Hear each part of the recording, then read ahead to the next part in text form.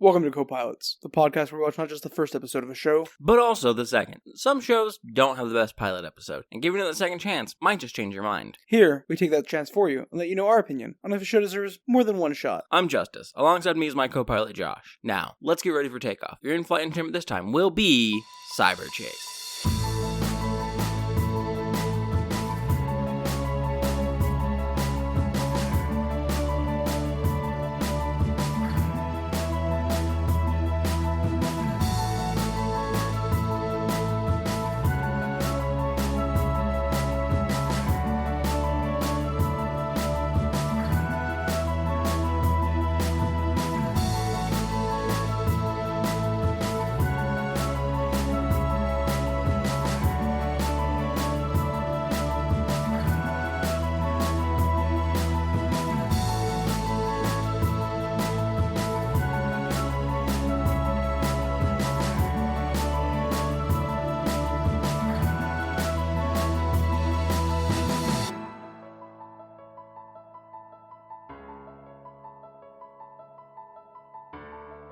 Cyberchase is a way too long running of a PBS show.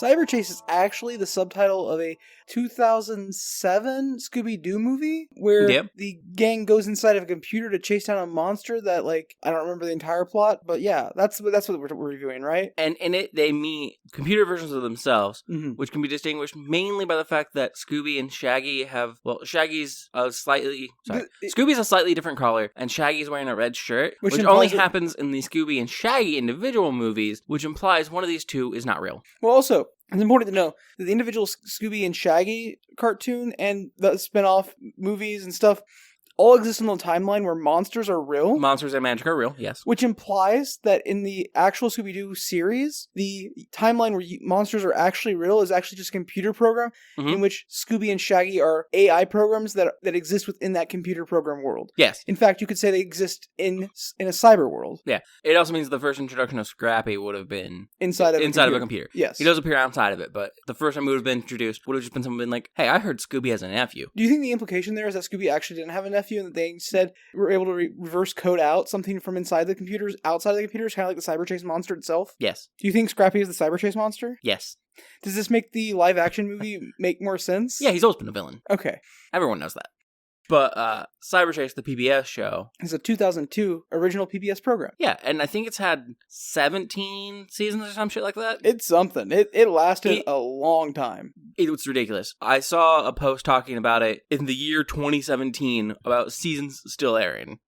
I was under the impression the show was from the show came out when I was in middle school, but no, it had been out for almost half a decade before that. I knew it came out in the early 2000s, which makes sense. It is very, very early 2000s coded. You're early 2000s coded. That makes sense. It was the beginning of my formative years. You zoomer.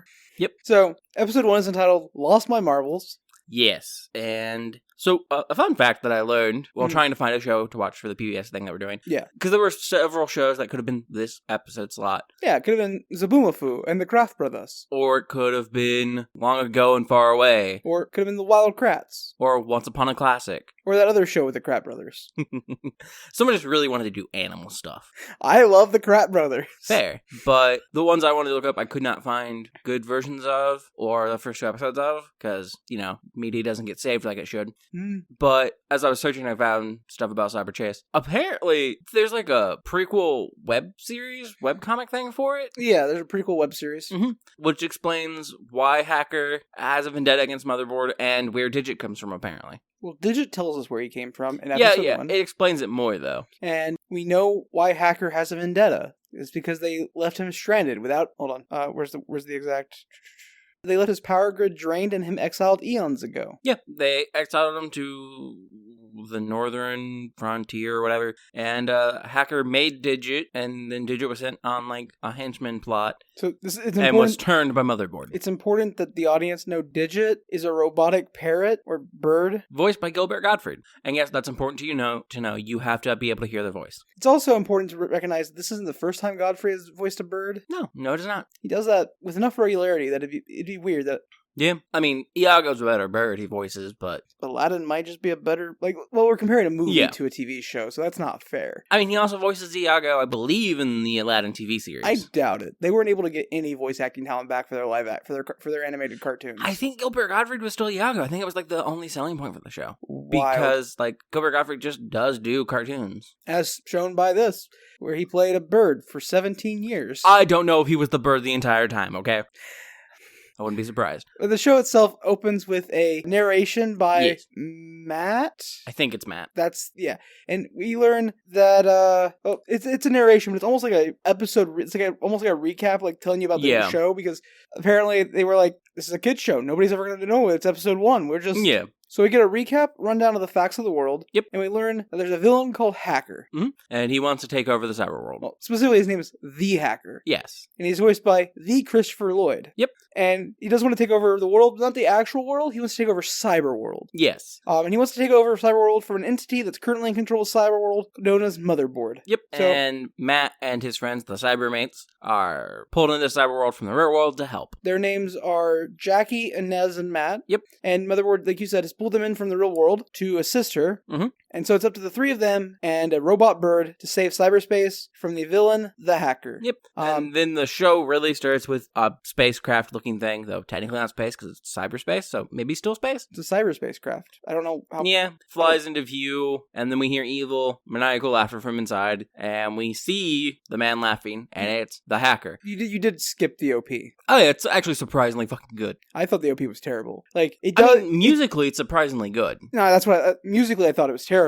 It does a decent job of, doing what, cartoons used to do with their OP, which is, tell you about the setup of the world, which we just heard. But I thought the actual music was terrible for the opening. I thought it was surprisingly good for a kid's cartoon show. Well, we're on different pages. Fair. I thought it was, boring and trite and not very fun. Fair enough. But yeah, then the episode opens with Hacker laughing. Yeah, and he's just, it's the moment I've been waiting for. This will be perfect. He has a little screen where we can see him looking at Matt, Jackie, and Inez somehow. For some reason. Yeah. They're not the Cybermates yet. Nope. We also are introduced here to his minions, robots named Buzz and Delete. Yep.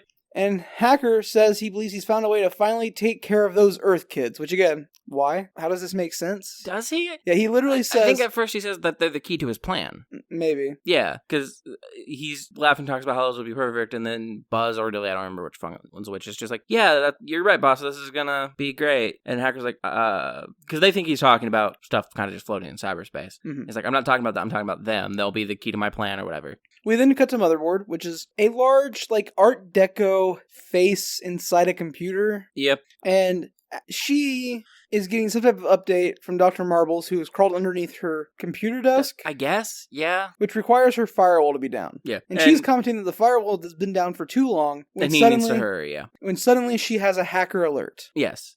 Just before that, though, because it's a cartoon and we have to tempt fate, we meet Digit for the first time. He's what could go wrong? And then hacker alert, hacker alert, hacker alert. And then Digit and Marbles are confused because they talk about how they drained Hacker's power grid. Yeah, they're confused by how he's back. And exiled him eons ago, and he shouldn't be able to be back.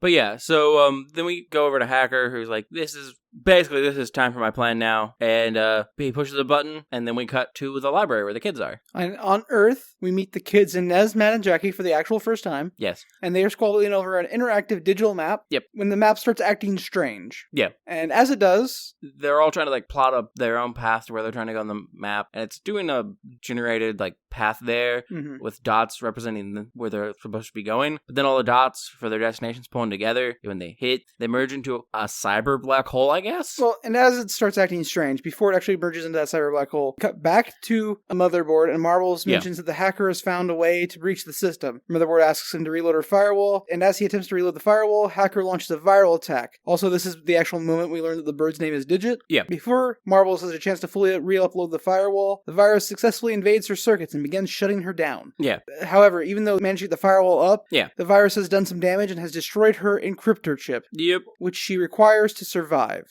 Seemingly, yeah. Marbles is then sent to find a replacement, but as he leaves, he gets captured by the hacker. Yeah.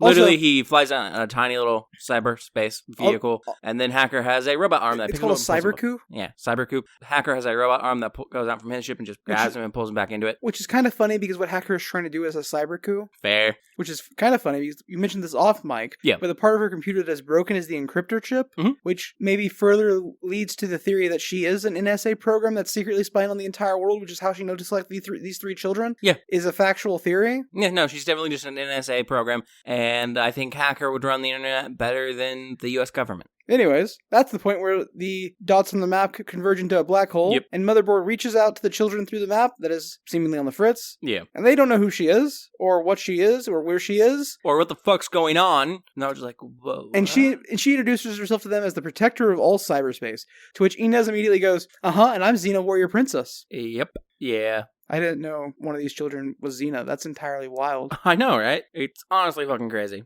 Motherboard then demonstrates her knowledge of who the kids are. Yep. Because again, she's spyware. Yeah. And she asks for their help in cyberspace. To which Inez continues arguing that cyberspace isn't a real place. Yep. And then, as she says that, they get warped into cyberspace. Yeah. And then when they're there, they're like, that's weird. What's going on? And Motherboard's just like, Hacker. Okay, let me explain. Hacker, evil bad guy. Hacker has my chief technician, and I need you guys to help get him back. And Matt's like, yeah, we can do that. That sounds great. Sounds like a lot of fun. And Inez is like, dude, I don't even know you. What am I doing here? And even Jackie's like, that sounds terrible. Except I think she's talking about Dr. Marbles getting kidnapped. But the thing is, it's kind of unclear with their reactions. Also, Motherboard lays the stakes out for us here. Again, she's the protector of all cyberspace. Yep. And if Hacker succeeds and she falls, so does all of cyberspace. Cyberspace is doomed. Which I think is a little overselling it. Though Digit's the one that actually lays that out. He says without Motherboard. Oh, yeah. We're doomed. She's doomed. We're doomed. Everything is doomed. Cyberspace is doomed. Yep. We do find out that Marbles was taken to the remote island in the southern frontier. Yep. And they need to find him and bring him back. Yeah. And before he left, Motherboard put a tracker on him. I don't know if she put a tracker on him. I think she's just always tracking him. She is spyware. Fair enough. And so she pulls up a map to show them where he's at. And they're like, okay, that seems useful. How are we going to find him, though? So then she gives them squawk pads? Yeah, and like before they get squawk pads, this is the moment where Inez is like, I don't know any of these people. Yeah. I don't know what you're actually asking of me. Like, could I just go back to the library now? And gets no response. And instead is given a squawk pad, which is like... Well, she doesn't get a response because Matt goes, there's no time to discuss it. Yeah. We have to save Dr. Marbles. Mm-hmm. And like, I would punch Matt in the throat. Right? Dude's just out here making decisions for everyone. But I mean, I guess it makes sense. He is a white kid / preteen in the early 2000s. He is also the only white kid in the group. And he's the only guy in the group. Of course he's in charge. Yep. Mm-hmm. Like you said, Motherboard then gives them squawk pads. She also gives them a map. The map is on the squawk pads. She gives them a physical map. Does she? Yeah. Yeah. That's the thing later. She gives them a physical map and the squawk pads because they only have one map until later. Yeah. And the squawk pads are basically walkie-talkies, except that's how she explains it, except they're more like modern cell phones. They're walkie-talkies and drawing boards all rolled into one. And they can take pictures, and you can use them to video call each other, and there's definitely calculators, because all the buttons are calculator symbols, so... They also...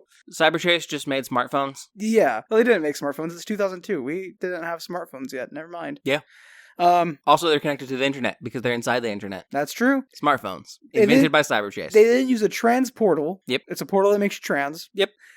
Which, at this moment, is seemingly opened by Digit. Yeah, it seems to be. But it's definitely not the case later. We later learned that this portal was made by Motherboard. Yep. And they teleport to the island. After being reminded one more time, all cyberspace is counting on them. Motherboard sends Digit after them. Yeah. Digit somehow gets lost while taking a teleportal, and then manages to catch up with them.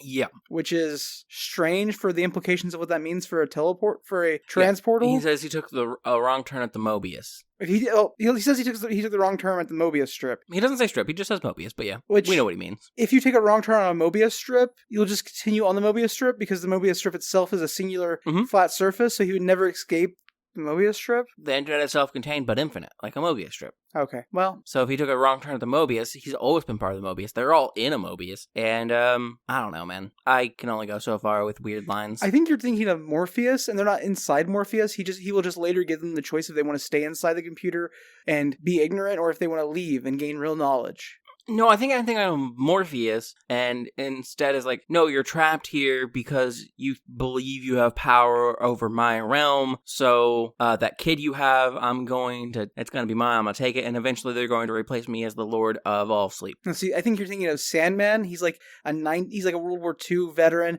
who uses a sleeping gas gun and like wears a mask that lets him breathe the sleeping gas, and is mostly just like a super spy, but also like a member of the Justice League of America. No, I think I'm thinking of Sandman, which is a monster made from the sand and the dust of your eyes, and that's a result of you using a machine that basically will eventually trap you in your dreams because it's poorly made, and also they're dealing with sleep, which is apparently a metaphysical entity that, when forced, can become physical to stop people from taking over its abilities to control sleep. No, actually, you're thinking of Sandman, the Spider-Man villain who was created by a nuclear experiment while he was in a pit of sand as he was trying to escape prison, and he's a bank robber, and he himself is a single individual grain of sand who accumulates sand around him. I think you're thinking of Clayface. He's a villain who robs banks, but also pretends to look like other people by molding his clay body to be them, and he terrorizes Batman, and first appeared in the animated series really as his like best friend who was a surgeon. I think you're thinking of the Elemental Hero Clayman, who has 800 attack points, 2,000 defense points, and is one of the 4 key original Elemental Heroes for Jade and Yuki in the TV series Yu-Gi-Oh! GX. No, I think you're thinking of Mudman, who is a fusion of Clayman and Waterman? Hydroman. And Bubbleman. And he's not really a key figure, but he does pop up, I believe, in his battle with Tristan for the first time. This is such a stupid bit. Yeah, it is. I don't remember we were in the show anymore. We were talking about how they just arrived on the island. I don't know how we got off topic so hard. Fair enough. Morbius. Turning. Yeah, and you said Morbius, and I was trying to go there, but you took it to Sandman sooner. We left the M's too soon. Oh, yeah. I was going to fit Morbius in there, but we're fine. We missed the Morbin time. It's fine. You said the wrong word, so I got to bring it up anyways. But yeah, so they land on the island, but they have no idea where they are. And Digit's like, I got to turn around. Now let's go find the dock. And so Jackie pulls up the map so they can try to figure out where they are. Yeah. And then, as she's looking at the map, the entire island starts to shake and a tree almost falls on them. Yeah, and they're like, wait, what's going on? And they then receive a call from Motherboard, and she's like, oh yeah, I forgot to mention, the island, has earthquakes as the sun sets. And once the sun is fully set, it will turn itself completely inside out. And so, that's how we get a time crunch put on the episode, because... Yeah, she sent them into a life-threatening situation with no warning. Mm-hmm. Yeah. The group then decides to head towards the shore of the island so that they can match the shoreline on the map to the shoreline they see with their eyes. And also, maybe they can see a landmark. Maybe they can see an identifiable thing on the island. To which it has what's that called? And it has that's a landmark. And she says it in a very actually voice, and the other two look at her offended, and she's like, what? It's not my fault. I just know these things. Yeah. So, they then use the coast and a landmark, this landmark notably being a giant cliff face shaped like a skull called Skull Rock. They call it just a skull. It's not just that. Because of the way it's, shaped, it is a skull, screaming in torment. Just to be clear.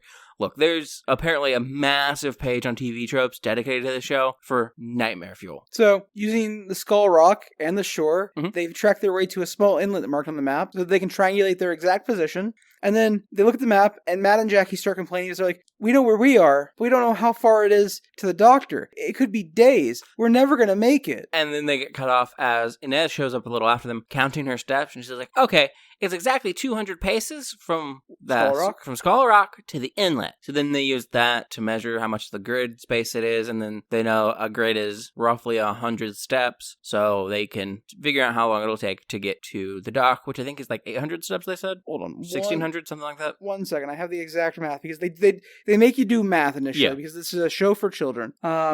Yeah, it's around 1,600 paces. So, they use the scale, and use a twig to measure the scale on the map, to establish that the distance between marbles... Let me say something, though. The pure confidence and audacity that Jackie has to say a twig she just immediately breaks is this is the perfect size to represent 200 steps. I'm just you didn't even hold it up to the map when you broke it. You just snapped, and then we're yep, I have that perfectly from the get-go.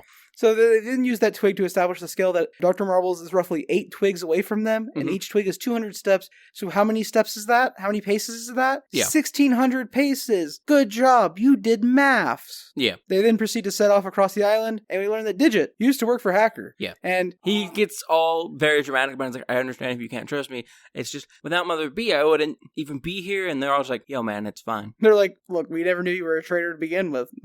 Yeah. Like, thanks for being here and helping, though.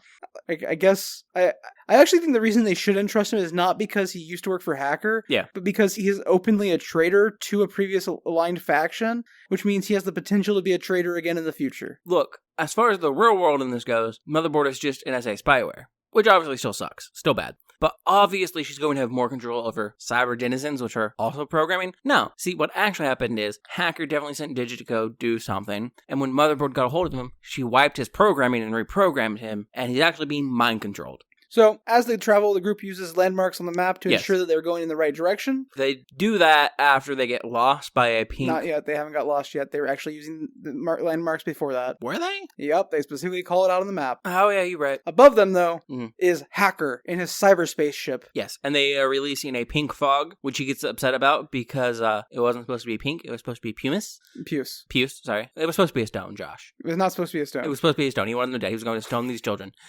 I mean, stoning somebody is not going to necessarily get them dead. I mean, that would have to be some really strong weed. But it was supposed to be puce because it's his favorite color. But they were out of puce fog, so they had to use pink. And this fog blinds the children, and they can't find each other, and they get separated. It ends up with Inez being with Matt and Jackie being with Digit. And whenever they split up from now on in the entire series, it'll always be Jackie and the Bird and Inez and Matt. And I'm so sorry, Inez. I'm not. I don't like either of them. They can both suffer. Jackie's fine. And she gets to hang out with Gilbert Gottfried, so that's cool. So they get separated, and then they call each other on their walkie-talkies. Trying to figure out where each other are. And they use a combination of finding landmarks and then turning the map into a grid to figure out where they are. And instead of like backtracking to meet up somewhere close to them. Yeah, they agree to meet at a bridge crossing a chasm. Which is like at least 400 or 500 paces away. Yeah, from both of them, roughly. And so they meet up at the bridge, and bam, that was successful. So they all start to run across this rope bridge with no guide rails all at once. And then Hacker's minions start cutting the anchors on the opposite side. Yeah. And the bridge starts to fall, and they run backwards on the bridge as it's falling, and they almost get to the ledge and escape the bridge, but instead manage to hold onto the bridge as Digit shows up and carries them to a landing on the side of the canyon. They did what you should do in that situation, which doesn't make sense because this is like a continuous bridge with all the planks directly touching. But when a bridge starts to fall like that, if there's spacing between the planks, it goes from being a bridge to being a ladder. Yeah. But, Digit just shows up with a vine, and then they all swing across to a spot below the top of the chasm on the other side, and I guess climb up? Yeah, they climb up. We see Matt start climbing before they cut away to the next shot. And once they, summit the cliff face and are standing on the other edge, they hear Dr. Marbles calling for help. And well, at first, they're just walking around, they're like, he has to be around here somewhere. And then he just now starts calling for help. And this leads the kids to being captured by Hacker. Yeah, and Dr. Marble is stuck in just a hole. Yeah, he's in a pit that, I don't know why you're acting like a hole's not a good place to stick somebody. Except it has, sloped sides and can definitely just be, climbed. No, he's an old man. He's a computer program of an old man. He's an actual old man that got warped into cyberspace. 100%. She kidnapped him. By she, I mean Motherboard. Something happened to Hacker? Yeah. Fair. I believe it. Let's go. Hacker doesn't want to take over the cyberspace. He wants freedom. Hacker just wants to get the fuck out of the cyberspace. It's ran by a cruel, evil dictator ran by the NSA. So it's run by two cruel, evil dictators. So Hacker captures the kids in the pit with Dr. Marbles, and Hacker then starts to monologue about how he's going to permanently delete them before he starts having a coughing fit. Yeah. In which one of his minions interrupts him and goes, we need to get you back to the ship to recharge. Yeah. So apparently he's not a person that got trapped here.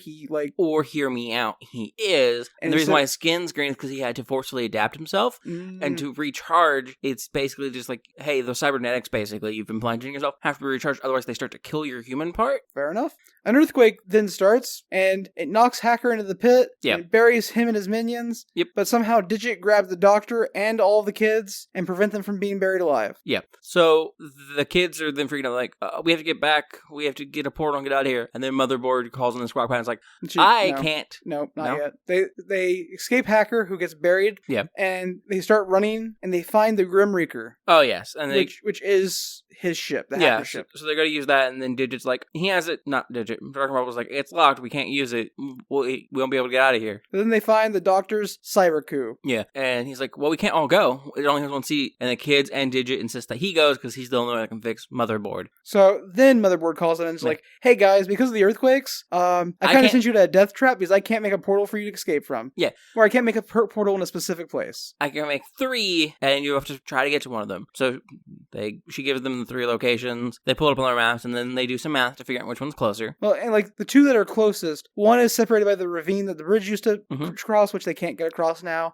And the other is, there's a mountain between them and it. Yeah. So, like, even though these are closest. The closest one is blocked by a mountain. The second closest is blocked by a giant chasm. And then the other one is much, much farther away. But it's on the river. So, Digit has tied 2 logs together and made a shitty raft. And he's like, let's go, guys. Yeah. Because they go to that one, despite Matt and Jackie being unsure. Because Inez is like, no, I got this. I'll handle this. Make sure. Like, I've got an idea. I've got a plan. Because Inez is smarter than them. So they all run that way. And as they're running, they see that Hacker has somehow gotten out and is in his Grim Wrecker. And is chasing them. And they're like, we definitely can't beat him now. And as he's closing on them to grab them with his ship's grabbers, they see a swirling void under the water and like, what's that? Oh no, we're trapped now. And they're like, oh, it's a transportal. So they jump off the raft and into the water. Yeah. There was a fun-ish line from Dr. Hacker earlier, though.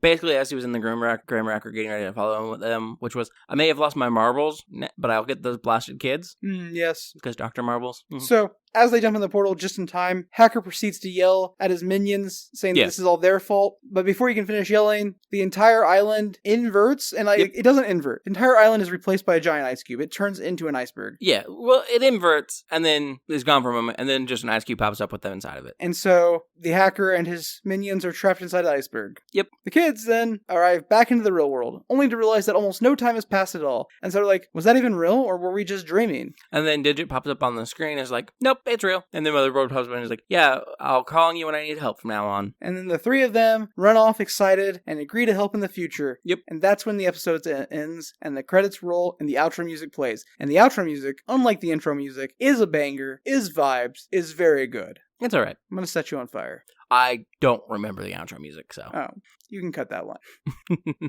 But Josh, what are your thoughts on episode 1? What are my episodes on the thoughts of episode?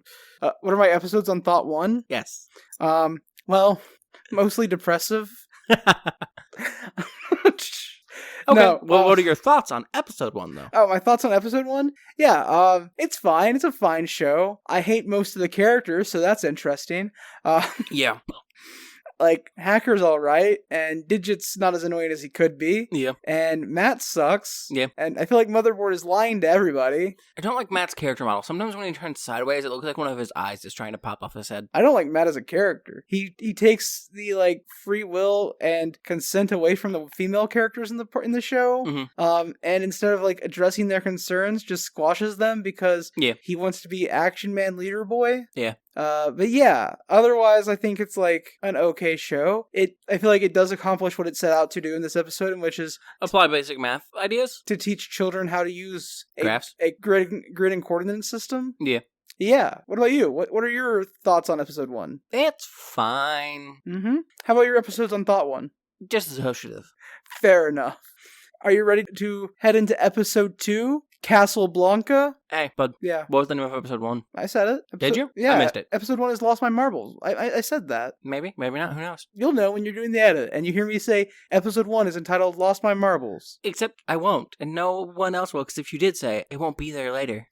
I can retroactively make myself correct. I'll make your thoughts more than disassociative. But yeah, episode 2 is Casablanca. And so the episode opens with Marbles in his cyber coup. Yes. Looking for a new encryptor chip. But he is found by Hacker, who starts chasing him. Yeah. And Marbles initiates sight warping. Yeah. Which is just another term in the show for teleporting. I would like to establish here, though, when Hacker sees him, initially he's talking to Motherboard, I guess, on like a comm or system or something. He's like, I got a line on this thing, I'll be able to find him. And then Hacker shows up. But importantly, the explicative that is given for this show that they will, I guess, assumably use in the future for like, oh shit, it's oh backspace. Because Dr. Marbles exclaims it in fear and terror when Hacker shows up. That's funny. I didn't catch that. Anyways, Marbles then initiates sight warping, which is just another form of teleportation in the show. And he starts sight warping from area to area, and somehow Hacker is following him. Yep. And then Hacker finally manages to capture him. Yep. After they site warp to an area called Castle Blanca. Yep. In the real world, the Cybermates, and this is the first time that word is actually used in the show, are meeting up at Jackie's house to get ready to trick or treat. Yeah. And then Motherboard says she needs their help.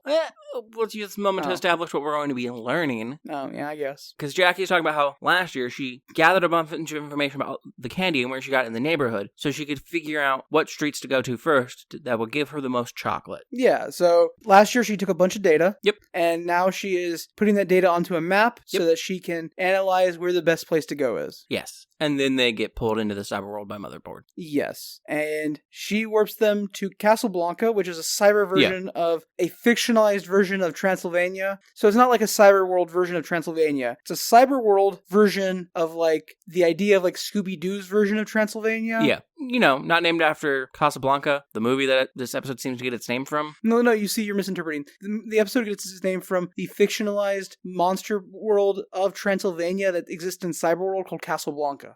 Also, it's named what it's named so they can do a single joke at the end of the episode. See, I was thinking I was maybe wrong and it was named after White Castle, but in Spanish. Yeah, that makes sense too. It is spelled that way. Yeah. Castle Blanca, White Castle. They should have made a White Castle's joke. You know, like maybe the kids eat some really bad food in Transylvania and they get the shits. Yeah, or like a Lord of the Rings reference to White Castle. They had two options. They didn't go with either of them. Instead, they went with a Casablanca reference in a 2002 kids show. Yeah. So, Motherboard tells them that Hacker has marbles locked up in a castle. But due to the virus that is currently affecting her encryptor board, she cannot actually locate him, and her transmission is currently breaking down because they're too far away from where Motherboard is. Yeah, but he's in a castle, so that's fine. Just find the castle and you're good. But the problem is, Castle Blanca has over 100 castles. Yeah. She also does tell them they have until midnight and the full moon. Yeah. I don't know what those two sentences have to do with each other. No but idea. Like, they have till midnight and they have until the full moon. Yeah, and that entire conversation is much more labored in the show because she is like glitching, and also the kids are constantly trying to ask, well, what castle, which castle, and she's seemingly not being able to hear their end of the conversation, is just explaining everything. No, she's just avoiding the question. She's like, fair. Also, I assume that the full moon and midnight, for some reason in this virtual world, I would assume midnight is like the apex of the full moon, which is weird. Maybe what she meant is they have until the full moon, which happens once a month, so they have like 3 weeks. Yeah. And they have until midnight on the night of the full moon. Fair enough. Which is kind of what she ends up meaning. Yeah. Except they don't have 3 weeks. The full moon is tonight. So they have until the full moon, which is tonight. And they have until midnight, the night of the full moon. Yep. She just doesn't say it in that order or in a way that makes it make sense. Yeah. So the kids are still kind of confused about where they are. They're asking people, is this Casablanca? Is this Castle Blanca? Sorry. And just trying to figure out where the castle is. Well, yeah, and while that's happening, there's a guy in the background just trying to hawk tickets for the full moon ball tonight. Yeah, also, they've decided that they need to ask people about if they know where the Hacker's Castle is. Yeah. And so they're asking people if they know where Hacker's Castle is and recording that data, and then they plan on mapping that out later. Yeah, well, they're asking where Hacker's Castle is by asking where Hacker, if people have seen Hackers, they're like, have you seen a tall guy, weird, in a cape? Or an angry green man? And they're not consistent in their questions. So when they get back together to go over their data and plot on a map... Well, before they get back together, we do cut to Hacker. Yes. Who we learn his plan is to transfer Marble's brain power, not his brain, into his new robot, which is named Gigabyte. Yes. And then we cut back to the group getting back together. Do the minions break the mirror here? No, it's not till later. And so the kids, they separated into teams. The established teams we gave, Matt and Inez, Jackie and Digit.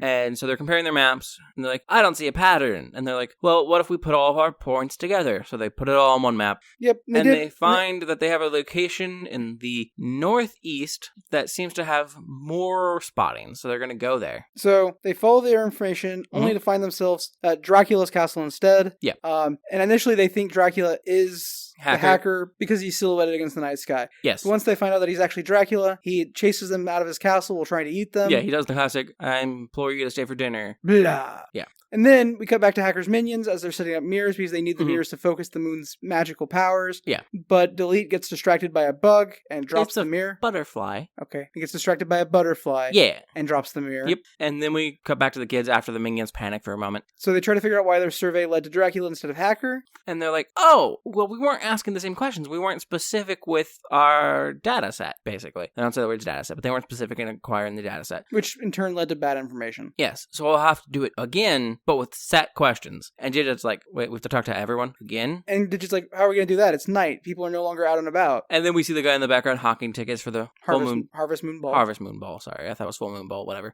And so they get tickets and they go to the ball and they split up again. Talk to the same people they talked to before. No, they don't. They talk to different people and same people. Yeah, because they specifically also asked Dracula this I know. time. I was literally about to say, and some different people. Okay. I was just started my sentence in a different place than you wanted to start yours. My apologies. I interrupted you before you could get to the fact that they questioned Dracula about where Dracula lives. Fair. So they get new information, and again, they're like, it still doesn't make any sense. And then they have to remember that, oh, wait, if we put it all together. No, they put it together, and they're just like, it still doesn't make sense. This is a swamp. It's not a castle. Yeah, but they decided to go check it out anyways. And during that time with the minions, they're cleaning up the broken mirror, and Dr. Marbles is like, you guys know, if Hacker makes this work, and he gets a better minion, he's just going to put both of you in the recycle bin. Yep. And they're like, what? No, he wouldn't do that. And then I think it's Delete is like, well, he does have a bit of a mean streak. Also, before this scene, the kids see Delete and Buzz carrying a second mirror that's all taped up in from the Grim Reaper into the building, into the castle, and then they get in there and they have that conversation with Dr. Marbles while Digit spies from above. Yeah, and so Digit hears the entire plan, goes back to the kids, tells them what's up, and so the kids are like, that's no problem, we'll just get in there and save Marbles before it can happen. So they go to walk inside and they're stopped by a gnome? A robotic gnome. Yeah. And he's the guard of the castle grounds. He's like, yeah, well, I'm not going to let you in here. And they're like, but there's a man named the Hacker in there. He's planning to do bad things. He's like, I would know if there was someone in there. I'm the guard. This is my castle. I know what's what with the castle. And then they hear a crash, and he's like,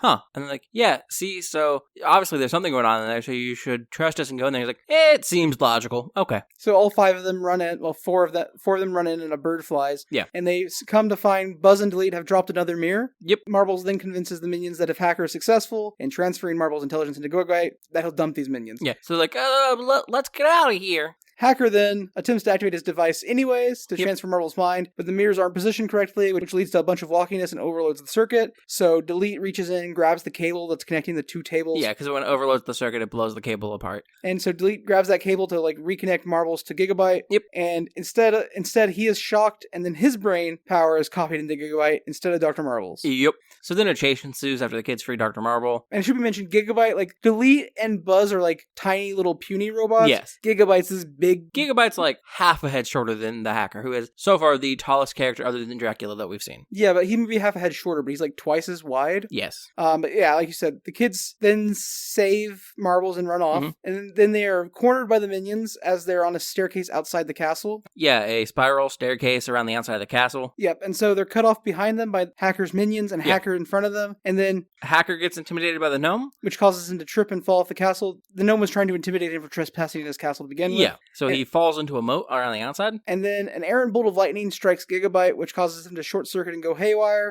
knocking himself and the minions off the castle. Because it's important to note that it's storming now. It started storming when Hacker went all Dr. Frankenstein, which is an appropriate reference because he does say a line from Young Frankenstein. Does he? Yeah, let my creation live. Oh yeah, that's right. The group has successfully escaped them, and Marbles and Motherboard thank the kids, and then Motherboard does that Casablanca reference I mentioned earlier. Yeah, they're like, okay, and she's like, yep, here's looking at you, kids, and then they go back to the real world. And then, back on Earth, Jackie uses her knowledge from the previous Halloween, along with the skills they gained in this episode, to map out the best houses for trick-or-treating, and off the kids go. Yep, and that is the end of episode 2 of Cyberchase. Justice, would you watch more Cyberchase? I like Christopher Lloyd's performance as Hacker a lot. I really do. And what about Godfrey as the robot bird? Gilbert Gottfried's acting is fine. It's always fine. But I can basically just get the same characters from different roles he's done, because he has been typecast to just be the kind of wacky side character who has like some 100%. Snappy lines. Whereas, like, anytime Christopher Lloyd does a role where he gets to be more Ham, so a lot of his, like, voice acting roles, they're always a delight. And he does have a tendency to do villain or crazy scientist guy. Yeah. But I can think of less roles of him doing voice acting where he gets to go full out like that than I can for Gilbert Gottfried. Fair enough. So are you saying you would not watch more, or you would watch more? I don't think I would ever actively watch more. It's still very much a kid's show, but I would never be offended by it being on in the background, and I would enjoy the Christopher Lloyd performances when I got it. What I hear you saying is, if you were babysitting, you'd prefer to put this on or like Bluey on rather than like, I don't know. Or I could teach kids about Eldritch Beans when we watch Blue's Clues.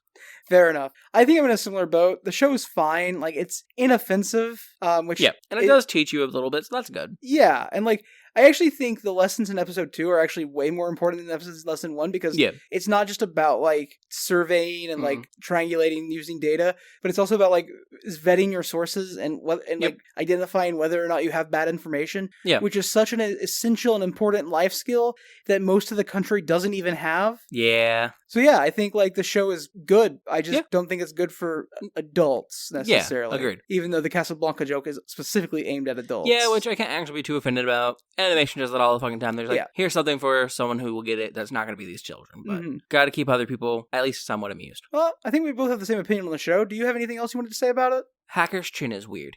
It doesn't move when he talks. It's because he's not a person, he's a computer program. Yeah. Or he used to be a person and is now maybe a computer program. I like that theory, and Motherboard is definitely NSA spyware. I do like that we can take basically every children's show we watch and just make it terrible. Yeah. Like, make it actively terrible. That's fun for me. Agreed. But yeah, I think that's going to be everything for us. If you want to contact us and let us know what you think about PBS losing their funding, or let us know what you're doing to help maintain PBS's funding, feel free to do that. There's a myriad of ways to reach out to us. You can email us at copilotsreview@gmail.com. You could hit us up on Blue Sky at copilotsreview. Or you can find a link to both of those as well as our Discord, our YouTube, and our Patreon by going to copilotsreview.simplecast.com. Additionally, you could support us on Patreon and get no benefits. Yeah. Or you could support PBS either by going to the PBS's website and subscribing to their streaming service for $10 a month. It's a passport is what they call it, but yeah, it's a streaming service. They also have free things you can watch. Or you could support them by supporting PBS Kids on Amazon Prime or any other streaming service that offers PBS Kids. Yes. Or you can just donate to your local PBS channel. Yeah. Instead of like giving us money, which you can also donate to them through their website, which it's easy to find. Just type pbs.org. And like, we would appreciate your money, but your money would go to better uses by supporting your local PBS or NPR. Yep. So thanks for flying with us. And please support PBS and NPR.